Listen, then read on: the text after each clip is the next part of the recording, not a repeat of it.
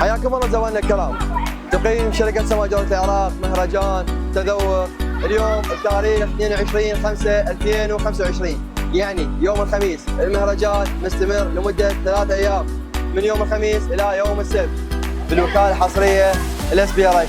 اليوم حنسأل أحد المتذوقين عن طعم الاس بي رش وعن تقييمه المهرجان وعن تقييمه مهرجان وتنظيم الشركة. السلام عليكم. وعليكم. شلونك؟ عين أخبارك؟ حياك الله. شنو رأيك أول شيء بالمهرجان؟ والله كلش حلو يعني اجواء مختلفه اول مره اشوفها. كل الهلا بيك. شنو رايك بالاس بي رش طاقه؟ يعني طعمه كلش طيب، انا عجبني الصراحه. الف عافيه. شنو رايك بتنظيم الشركه للمهرجان وقد تعطين تقييم من 10؟ والله التنظيم كلش حلو يعني عجبني. تقييمه من 10 يعني 9. 9 10 10؟ لا 10 يلا. اشكرك حياك الله. كل الهلا بيك ونورتينا وشرفتينا. اهلا وسهلا.